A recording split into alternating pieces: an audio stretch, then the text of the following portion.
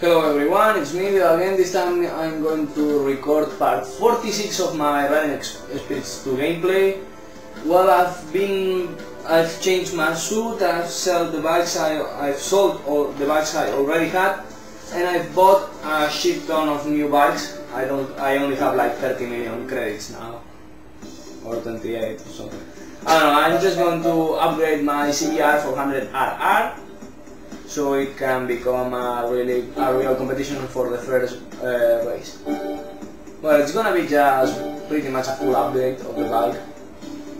Maybe not full, but you know, close to it. I don't know, just gonna drop a shit ton of money on the bike and let's see how fast it can go. No cylinder kit because it's not my intention to do that. Okay, bike is starting to look pretty mean. 76 horsepower, 148 kilos, that's pretty fast. One more horsepower. Also, this bike is kinda cheap to modify, so yeah, no problems. Heavy duty clutch, that always helps during acceleration. And I'm going to use an install kit for the sprocket, so I can change at least the final gear rate of the bike. I'm gonna put the shifter, the better automatic shifting system. I decided to stop using Suzuki because I've used them way too much. 4 kilos less. Can I see the color clearly? I'm just gonna use this one because I don't care, because I cannot see it clearly. I mean, I know there's a difference, but you know, not much. Steering stem kit.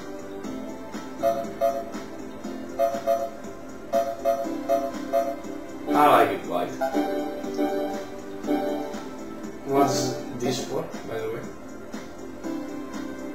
Oh, okay. I just improved the cornering.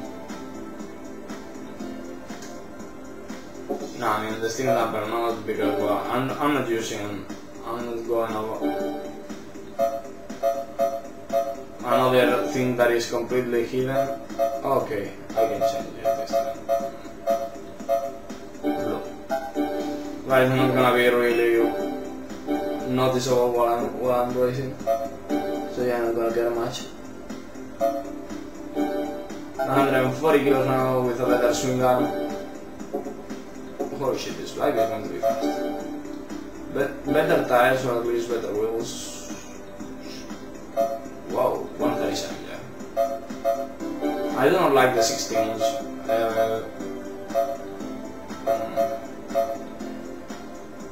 Yellow, because it looks more like golden and less like yellow.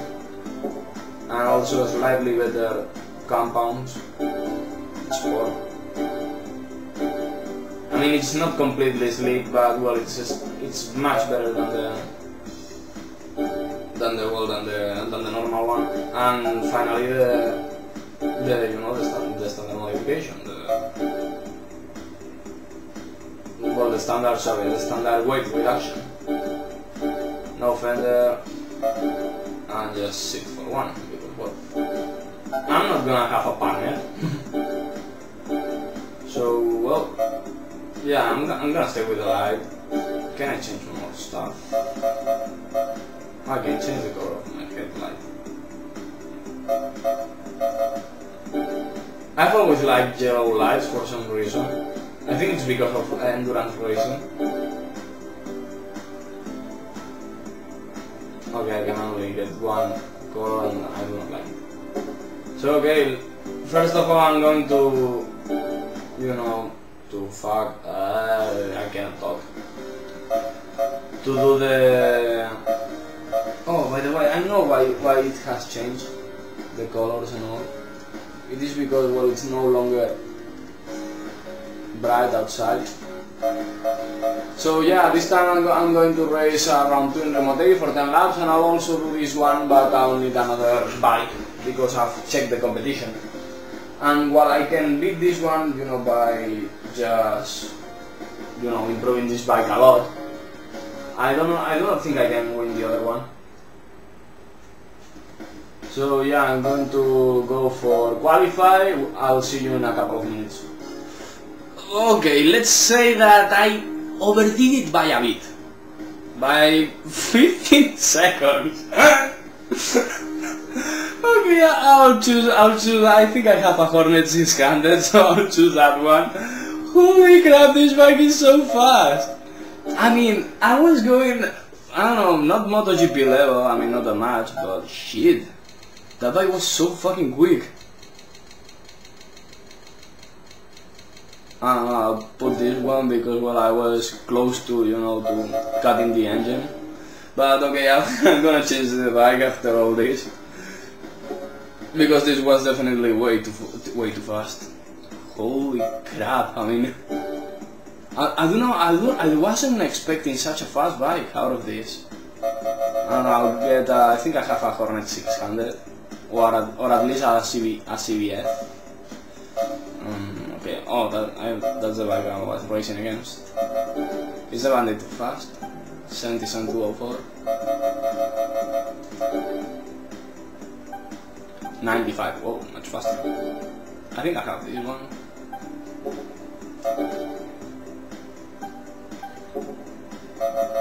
I would love to be racing this one.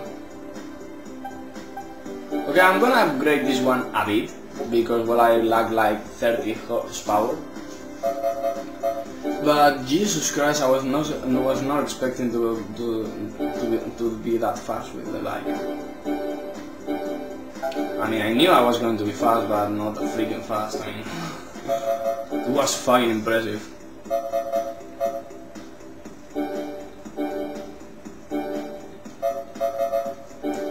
Okay, just going to...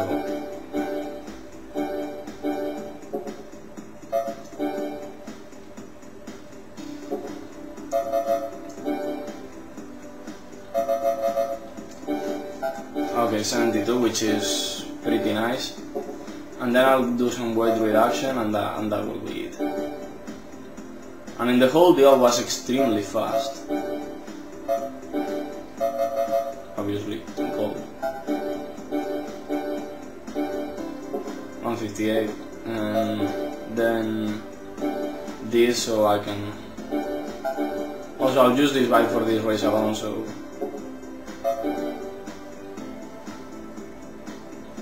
Oh, this is a 20 kilo difference already. So yeah, I'm gonna race with the... Yeah, like this. Yeah, it will be cool. First and only race I'm going to do with a light, with a bike with no light. By my choice, not by default. I don't know, I would have loved to race that bike against bigger bikes, but holy crap. I mean, since it was so light, the engine could, I don't know, could gain the speed extremely easy. So yeah, I'm pretty much the same opponent, so here I go. I guess I'm going to start with some talk show, yeah. So yeah, since we are on Honda's home... What the fuck was that? Who was that? Who was that asshole? Okay, he's out there. He's riding a Triumph, I think. Okay, not as much lean as the other one. Okay, that's my new attire, my new gear.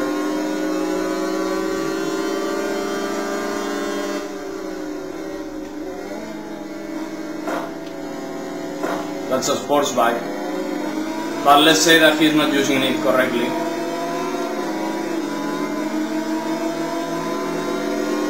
Well, I don't know, just let me climb back a few positions and then I'll start talking. Well, I think I can already start talking because, well, I'm close to the lead. So yeah, I wanted to talk about a bit about motorbike racing on this episode. I don't know, just I've raced motorbikes for 2 years and a half. My mother made me quit because, well, she thought that it was way too dangerous. I mean, she saw some guy breaking his leg, and she didn't want that for me. Although, well, it was quite a bummer because I was doing pretty well.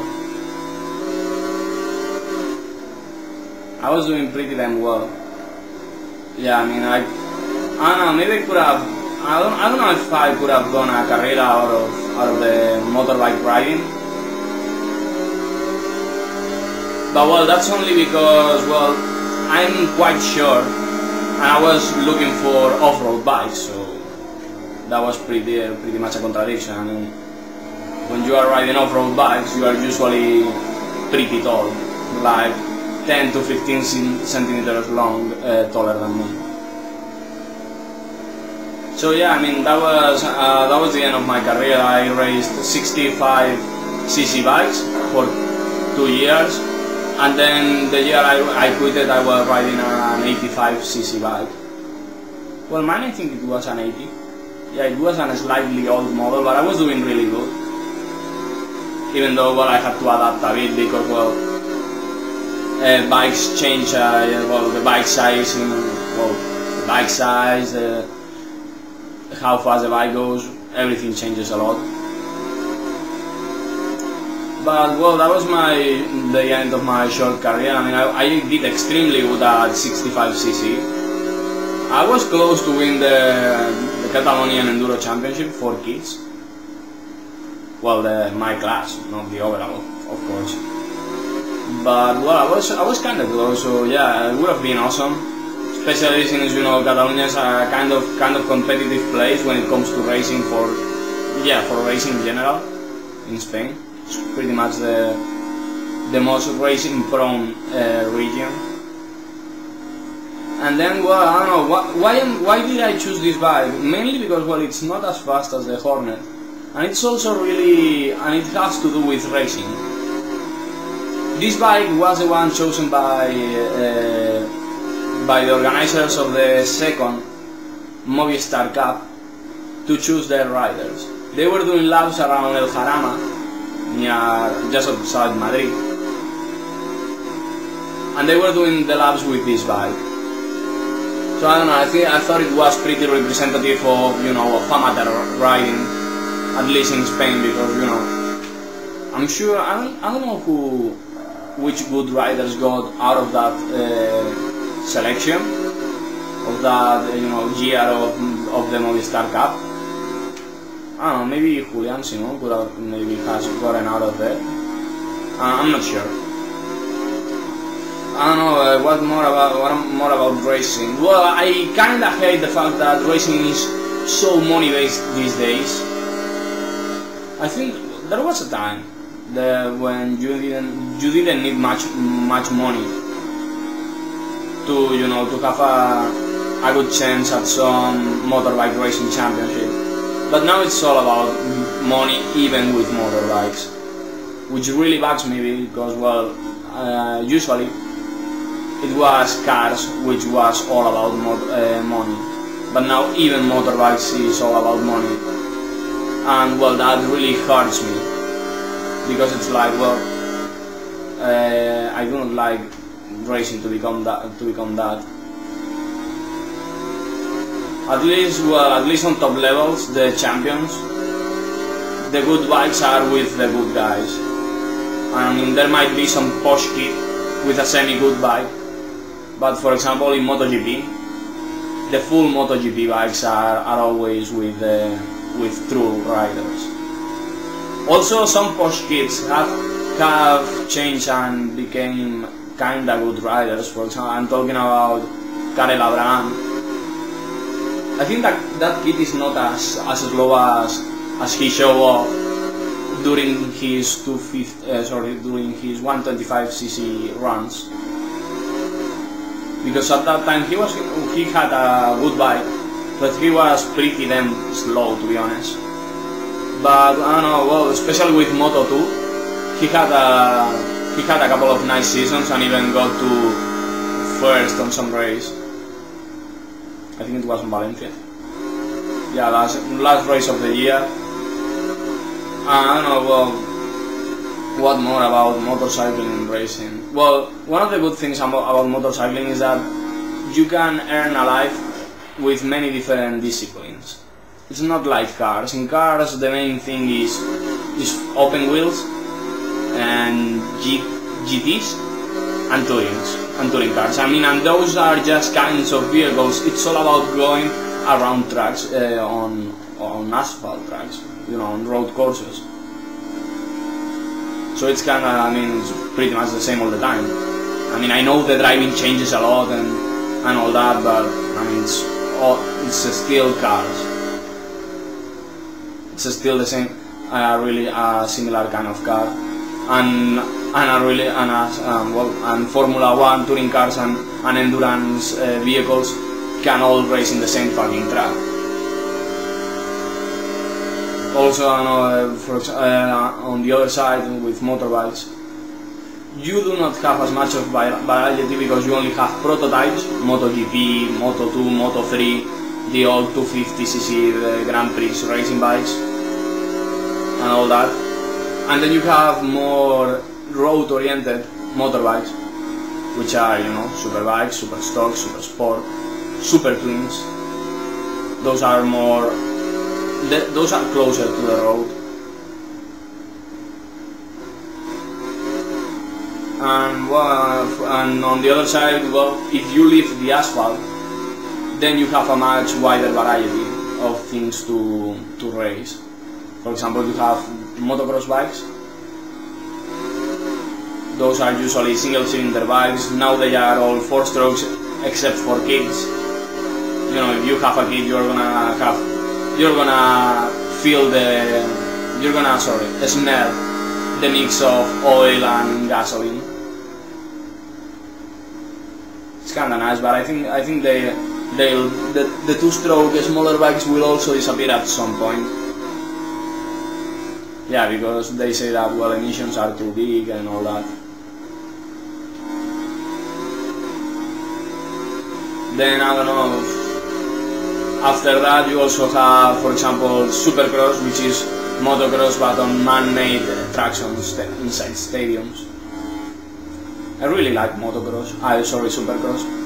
Motocross is really good too, and it's much more physical, which I really value. I see how strong those guys are. But the problem is that since it's such a hard sport, the races aren't usually really exciting. That's one of the things about hard sports. If a sport is too hard or too technical, the competition is not gonna be close, and it's not gonna be really exciting. I mean, that's something that happens pretty much all the time on almost any sport. If a sport is too technical, it's not gonna be exciting. But at least, well, they have Supercross, which is not as physical, although riding is, I would guess it's even harder than motocross riding. Yeah, Supercross is harder. But, well, it's harder for the rider, but, you know, when it comes to throttle control and brake control, and, you know, and jumps and all that. But on the physical side, races are half as long. Yeah. A professional American motocross race is 35 minutes long, which is 30 minutes plus 2 laps, and those laps are usually covered in, you know, the total is usually around 35 minutes, sometimes 34. But, you know, supercross tracks are much shorter, they are only 45 seconds long, and the biggest and the longest race you can find is just 20 laps long, so that makes you, you know, around 17, 18 minutes of racing, which is better for the spectator, because one of the things I like about motorcycling racing at pretty much all levels is that if the racing is fucking boring, I'm not gonna waste 90 minutes of my life, or I'm not gonna waste 2 hours of my life. I'm only gonna go waste a bunch of minutes. Oh, by the way, I forgot about endurance racing in motorbikes. It's pretty much underpowered superbike bikes, because, well, they need to last up to 24 hours on some races, so, I mean, you cannot have a really compressed engine, for example.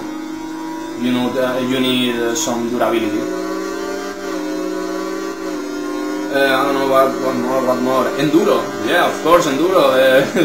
The thing I rode, sorry, the thing I raced. Enduro is about racing on open trails.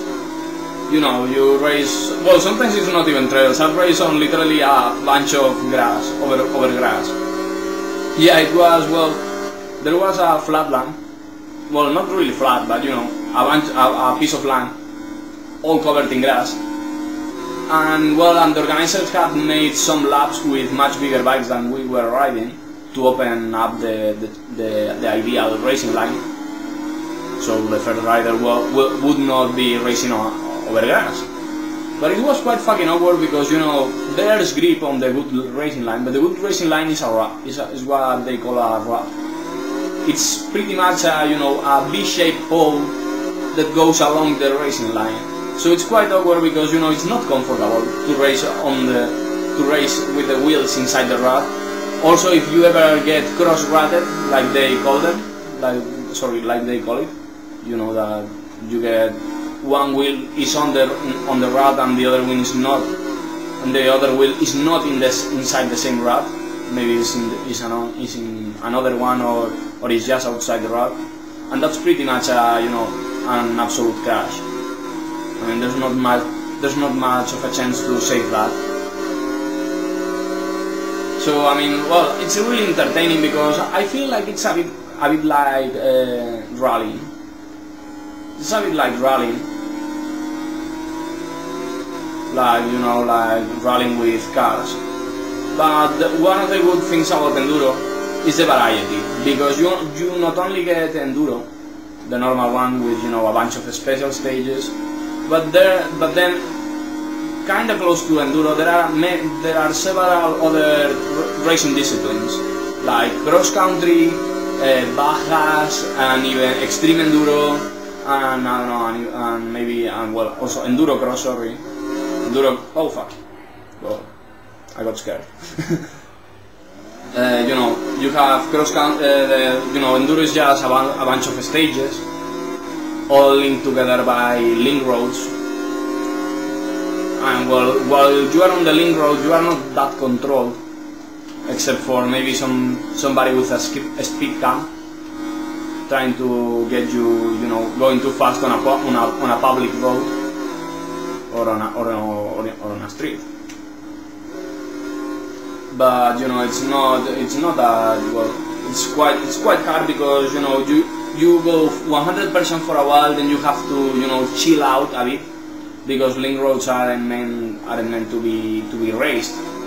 They are meant to just, you know, just connect the stages with giving you maybe some bit of spare time just if you need to make some small repair. But it's not about you know, it is not about pure speed. But you know, it's quite cool. Cross country enduro is pretty much on the other side. Cross country enduro happens on a track. Well, it's not a race track, but you know, it's a loop. It's a loop and everything counts. You know, there's no link roads, and you start in a mass start usually with several other bikes. I've raced a couple of cross country enduros when I was a kid, on the 65 and 80. And it was quite fucking awesome because, you know, on a motocross starting grid, there are 40 guys side by side. On a cross-country enduro start, you can have up to 100, 110 riders side by side. I was never on a grid that big, but I've seen extremely big grids, and it's fucking scary. Because, you know, the amount of noise they make, the amount of dust is, I mean, it's dangerous. Yeah, it's honestly dangerous. But you know, I was usually racing with the minus 85cc class. Yeah, even when I was on the 65, and it was quite cool. Yeah, it was quite cool because, yeah, it was, you know, also it was kind of open class for me. Because, you know, I didn't have a bike big enough. You know, I didn't have an 85cc at first. Although my first race on the 85cc bike was a cross country race. Also Bajas, well, I was not able to race Bajas because Bajas, need Bajas and rally race need a license plate, and you need to have a riding license, a valid one. But a riding license, but for the street, not for tracks. It was one of my, my impossible dreams. Yeah, I would have loved to race Bajas because I was really good at long distance. I mean, I was really good at cross-country enduro, to be honest. But I didn't have the license plate. I don't know. I think I was really good at cross-country enduro because of how much I loved riding my mountain bike back then. I used to ride my mountain bike a lot, and that made me, pretty strong for racing. Yeah, I mean, when now I see professional riders exclusively training, okay,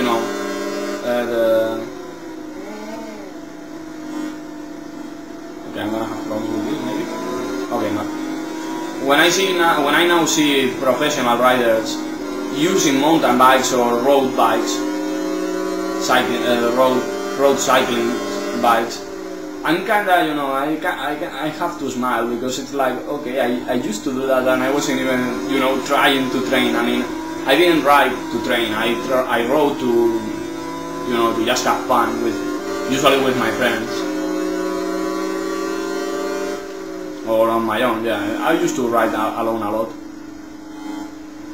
But well, I don't know, what more? Extreme enduro. Extreme enduro is just cross-country enduro mixed. Well, sometimes cross-country enduro, sometimes normal enduro, but with much harder obstacles. Cross-country enduro is more about finesse and dealing with the having to manage your own endurance. But there aren't much obstacles. Maybe a couple of logs or some rocks that are not covered by dirt, but it's not much of a challenge for the rider. Well, sorry, for the riding technique. Yeah, for the rider it is, but it's on the physical side. So, well, extreme enduro just much harder obstacles. And well, when extreme enduro started to become famous, something called indoor enduro, well, now called enduro cross by the Americans, started. And well, I wasn't racing, but I was watching at the first ever indoor enduro race. It was at the Palau Sant Jordi in Barcelona, and it was a support event of the Trial de Barcelona, indoor trial of Barcelona. It was really cool because I could see guys like Nani Roma and Kari Tiainen on a stadium, and I could see the whole lap, because maybe the biggest problem with enduro, with all kinds of enduro, is that covering the events is just impossible. Every single enduro event covers a lot of ground, so yeah, not a really good thing for the spectators at least. And well, I could talk about trials, but I do not know much about it. I mean, it's all about the technique. It's really cool to watch, especially when you've ridden bikes, and you're like, how the fuck do they do it? Yeah, because even though those bikes are prepared to do such things, even if I was trying to do it, I would fail miserably, even at the easiest of zones or sectors. Even with the easiest of sectors, I would fail hard, because I mean, they have such a technique that nobody else in the motorcycling world has. Also, well, indoor trial happened much earlier than indoor enduro, but it was about, well, the objective was the same. Indoor trials, usually covered, the sectors were really far apart from each other.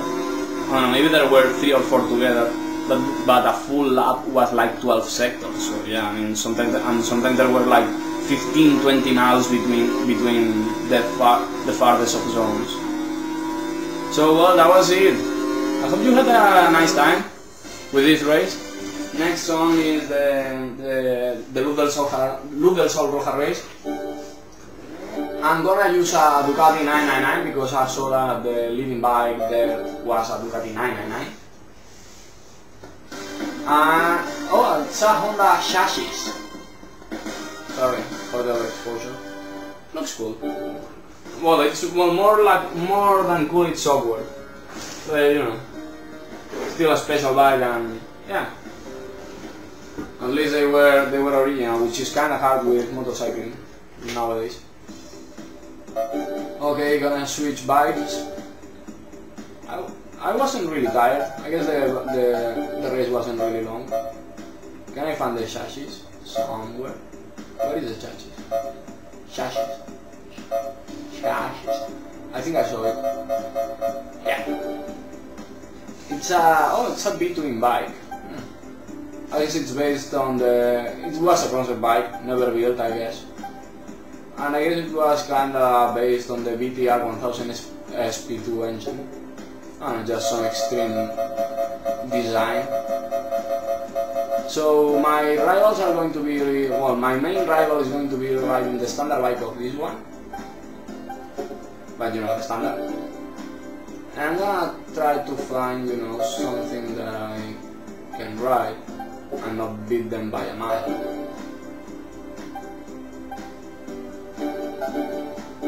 Well, this is the factory one, but anyways, yeah, because the other one has been upgraded. Or maybe I could try with this one. Let's try with this one, the Tuono Racing. Yeah, I mean, for the specs, I think I might have some problems, but not many.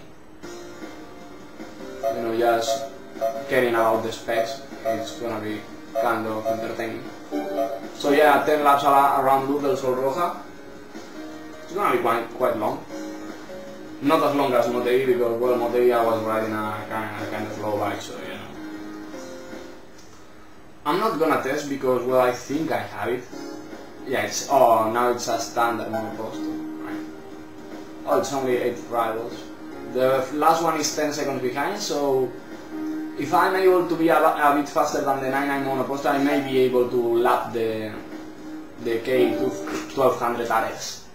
But no, just gonna try. Change the exposure.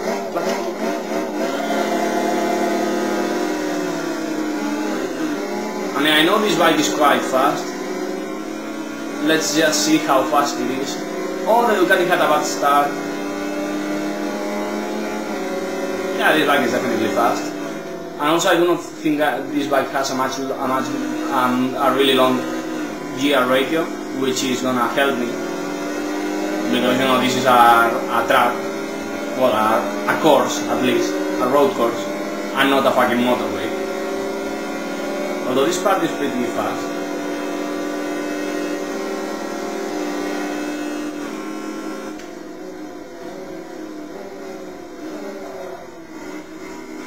Well, I have them on my ass.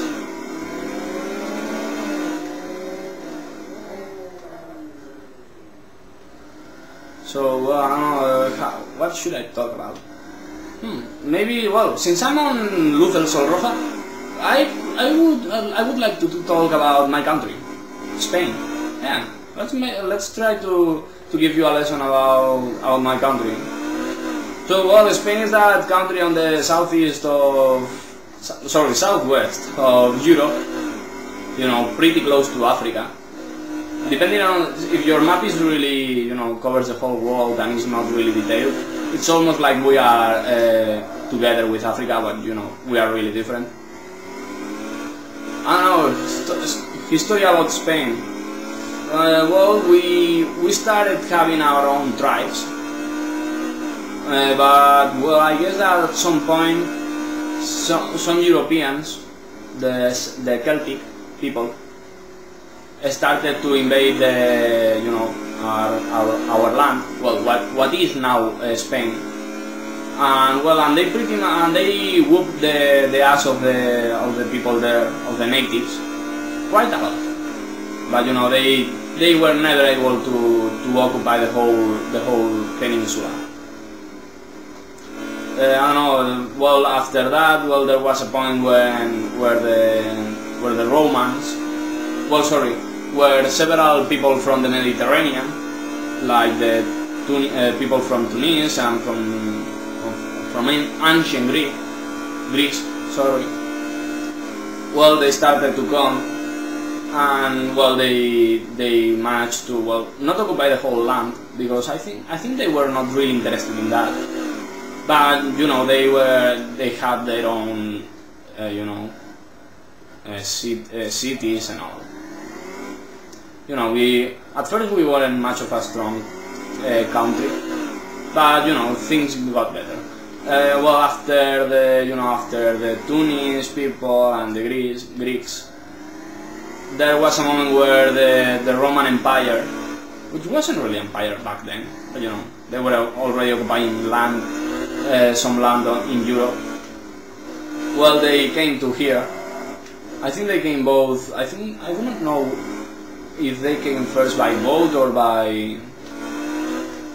you know, or by foot, by crossing the Pyrenees. I don't know. But well, I don't know, they were pretty. Well, the people here, you know, the mix of Iberian people and Celtic people, battled them pretty hard. But well, you know, they were an empire, so we didn't have much of a chance. Main cities of Spain back then were what now is called Tarragona, which is south of Barcelona, like 60-70 miles south from Barcelona, also next to the coast. I think, well, Córdoba, which is pretty much in the center of Andalusia. I think Sevilla was also a really important town. I don't know, well, pretty much the whole south of Spain was quite important for the Romans. Yeah, I mean, they cared about it. I guess that they wanted to control the people from Africa and the first Muslim tribes. But well, there was a moment where barbarians, people, I think in our case was from south of France and the middle of France and the center of France, sorry. Oh fuck. Well, they managed to get into the peninsula. And well, also the Roman Empire wasn't having their best time, so they didn't have much opposition, and they were able to you know, to occupy the peninsula. Yeah, they managed to conquer it all. Yeah, I mean, something that the Romans had a hard time doing. But well, back after that, those barbarians were. It came to a point where they were really. They weren't organized at all. So well, the Muslims came. They came from as far as Tunis and Egypt and Libya. You know. Well, I don't know. I do not know the ancient names for that, but you know that zone, the north of Africa. North of Africa, but you know, but quite a lot to the east, not to the, you know, not Morocco. So well, they started from the south, and well, they managed to conquer pretty much everything except for the northernmost part. Also, by the way, I haven't mentioned, but the place that is now called Euskadi and Navarra were never really conquered neither by the Roman Empire nor by the barbarians. I guess they were fucking strong, and well, and also the terrain there is not really comfortable, you know, for big armies. So I guess they didn't. The Basque people were able to hold off nicely against much bigger armies. I guess it was pretty much like the 300 comic book, and then a movie, and then a parody of the movie, and pop culture in general. But you know, they were they were able to, to hold off quite a few armies, just by, mainly using their area, their knowledge about the terrain to their favor. Okay, I was talking about the Muslim invasion. They conquered pretty much everything. I mean, well, only the north of Catalonia, Aragon, Euskadi and Navarra still hold off, and some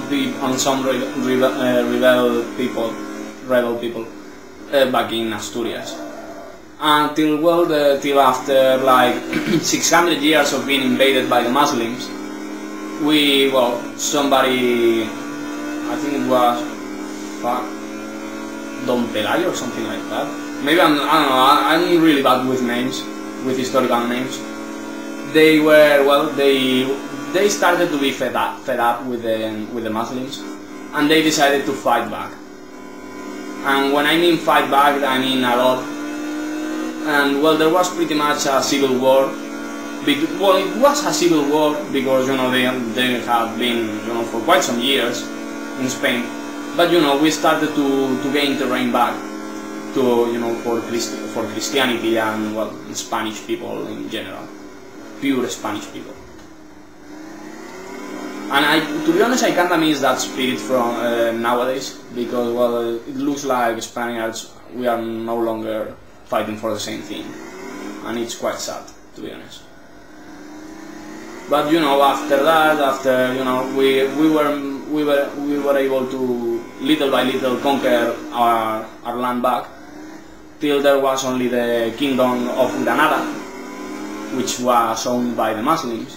But by just a bunch of years before the long sail by Cristobal Colon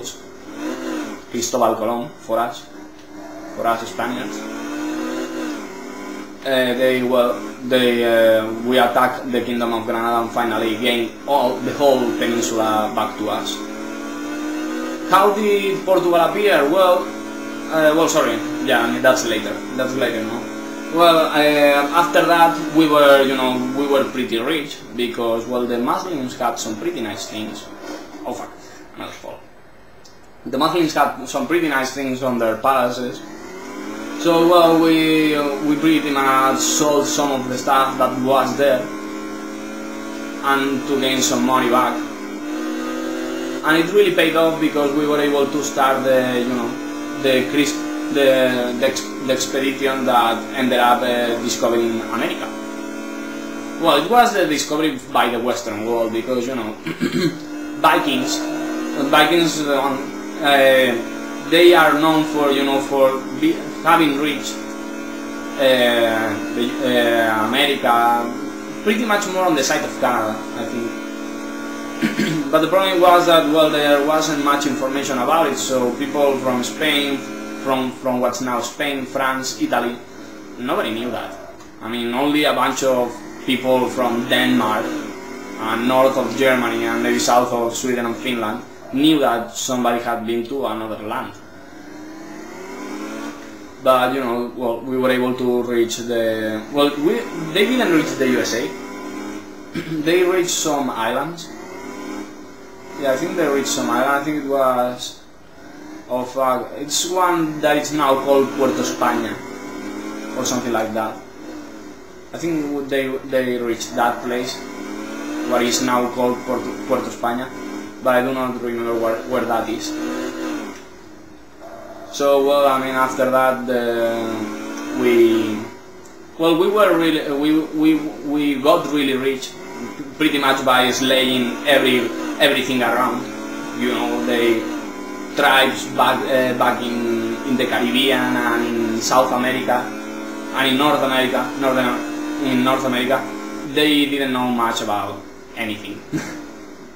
I mean, when people say that Europe civilized America, I agree. Because even though we killed a lot of people, we also taught them a ton of things. I mean, for example, first thing, our language. People in America talk Portuguese, Spanish, English and French, because, well, people from those places conquered those lands. I think the Germans never really tried to go for the USA or America in general. I'm not sure. So well, I don't know, after getting really rich we pretty much wasted our money. Yeah, I mean, I don't know. The problem when you get rich really quick is that sometimes you don't know how to do with the money.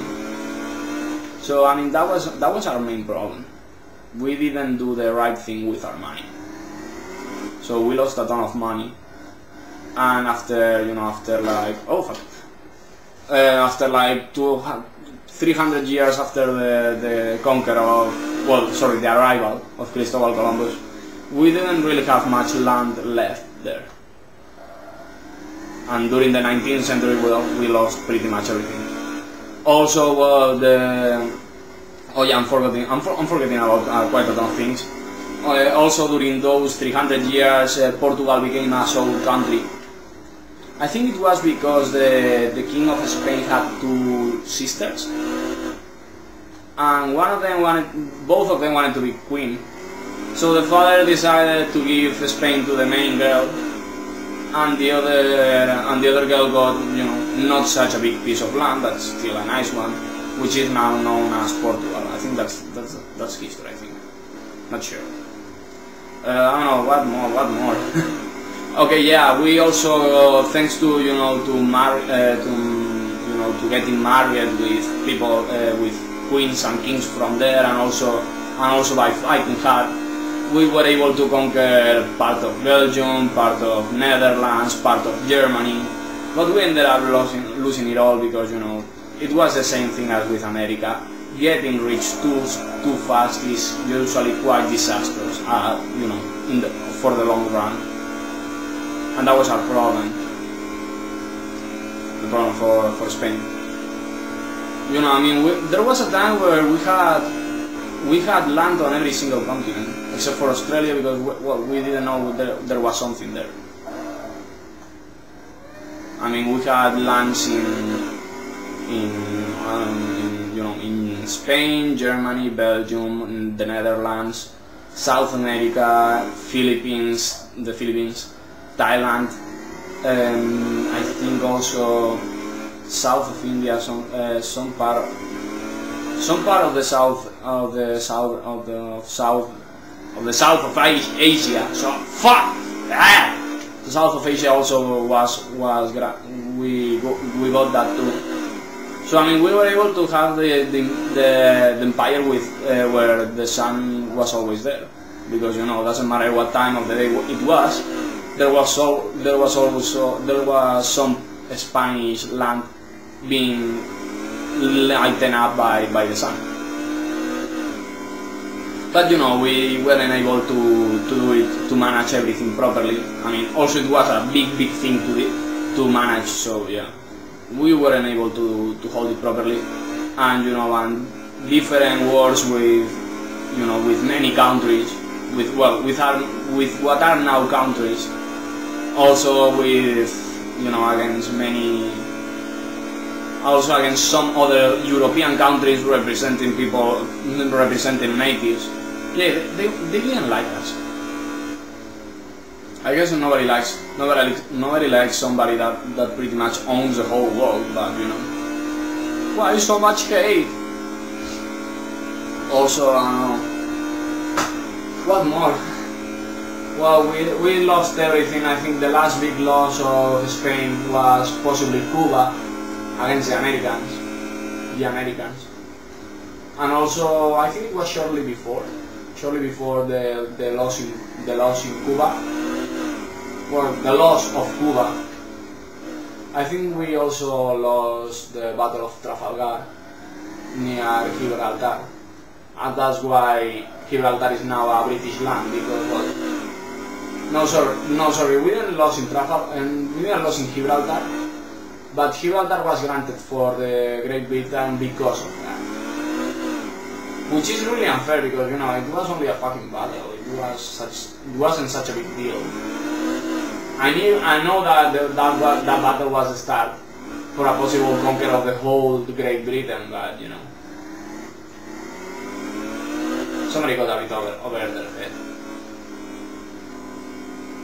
So I know after so many losses, we get pretty much calmed down.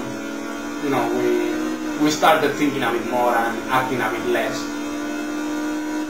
And I don't know, well, from the 19th century onwards, we only had part of the Sahara, Western Sahara, you know, that is now owned, not really in a fair way, by Morocco, because people from Western Sahara do not like Morocco, because Morocco doesn't give a shit about that piece of wasteland.